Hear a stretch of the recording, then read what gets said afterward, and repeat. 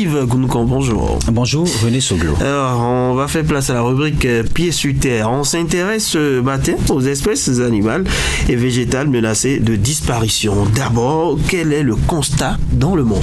Oui, d'après une étude de l'UICN, l'Union internationale pour la conservation de la nature, plusieurs espèces, qu'elles soient animales ou végétales, sont menacées de disparition, que ce soit sur la terre ferme, sur les étendues d'eau, les mers. Le constat est alarmant.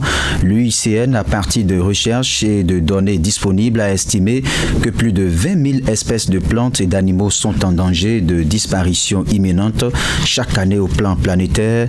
C'est énorme et ces données interpellent la communauté scientifique, les défenseurs de l'environnement et les décideurs à tous les niveaux et les citoyens. Alors, Raoul, quelle est la situation au Bénin? Parlons d'espèces animales, végétales menacées de disparition. Oui, comme bien d'autres pays du monde, le Bénin voit également disparaître plusieurs espèces animales.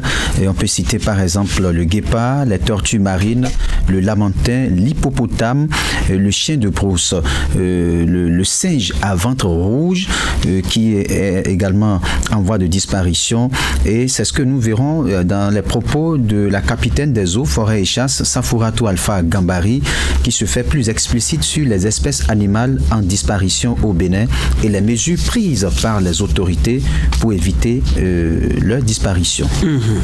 Au Bénin, nous avons des espèces qui sont devenues rares ou bien même très rares. Nous pouvons citer pour le cas du Bénin le guépard, de plus en plus avec l'appui technique de African Part Network qui intervient au niveau de nos deux aires protégées, à savoir la Pendjari et le Douvé. Il y a une lueur d'espoir qui s'annonce et on peut d'ici quelques années multiplier les observations de guépards au niveau de nos parcs. Et il y a aussi au niveau marin, les tortues marines qui sont aussi des espèces menacées de disparition. Il y a aussi le lamantin au niveau marin, il y a l'hippopotame, il y a le chien de la brousse, nous on l'appelle le lycaon. Et ce qui est encore plus flagrant, ici au Bénin, on a une espèce de singe qu'on ne trouve qu'au Bénin. On les appelle les espèces endémiques. On l'appelle le singe à ventre rouge ou en fond on l'appelle le zinkaka. Actuellement il n'y a qu'au Bénin et précisément dans la forêt de la Lama au niveau de son noyau central qu'on peut trouver ce singe là. Voilà, donc ça c'est au niveau des espèces animales, mais il n'y a pas que les espèces animales, il y a aussi les espèces végétales, je le disais à l'entame, à ce niveau au Bénin, bien entendu, bien des espèces végétales sont également en voie de disparition et la capitaine des eaux, forêts et chasses, Safouratou Alpha Gambari, nous en parle. Quand on va aux espèces végétales à travers nos grands arbres qui sont devenus extrêmement rares aujourd'hui, nous pouvons citer l'iroko. Son nom scientifique c'est le Milicia excessa. Donc c'est un arbre qu'on trouve maintenant rarement. Nous avons le capoquier, nous avons le linguet. Le linguet c'est le Avzelia. Au Bénin actuellement, son exploitation est totalement interdite. L'autorité suprême, le président de la République a mis la main sur ce point particulier pour interdire l'exploitation de cette espèce-là parce que c'est une disparition flagrante sur la planète et précisément au Bénin. Nous avons le colatier, le faux ébène qu'on appelle le Daniela. Nous avons le rognier, le karité, sans oublier le mitragina. Le mitragina, c'est une espèce qu'on trouve au niveau des berges, des cours d'eau. Son rôle, lutter contre l'érosion, contre l'ensablement des cours d'eau. De même que les paléotuviers. Les paléotuviers, on connaît son rôle dans les plans d'eau au niveau du monocoufo. Voilà, mais il y a une réglementation, Raoul. Oui, que dit cette réglementation? Voilà, il y a bel et bien une réglementation et il faut dire que les textes de loi sont clairs pour ce qui concerne les espèces végétales.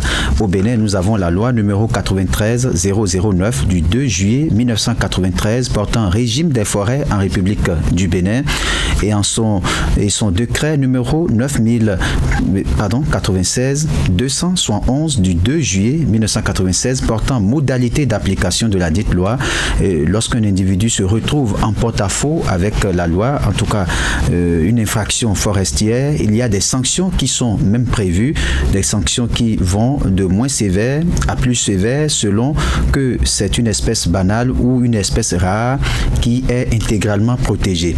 La loi prévoit même des peines d'amende qui peuvent courir de 50 000 à 500 000 francs CFA et ou des peines d'emprisonnement. Idem pour la faune.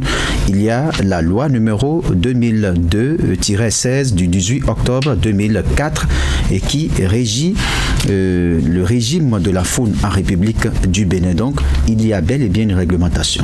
Alors, quelles sont les causes de cette menace de disparition de certaines espèces et quelle approche de solution aujourd'hui pour inverser la tendance? Oui, ce sont souvent les comportements des humains, nous, humains, de par nos comportements, de par notre mode d'alimentation, de par notre mode de production, que ce soit la production industrielle ou la production agricole, c'est l'homme, de par ses agissements, qui est la source de cette disparition d'espèces animales et végétales.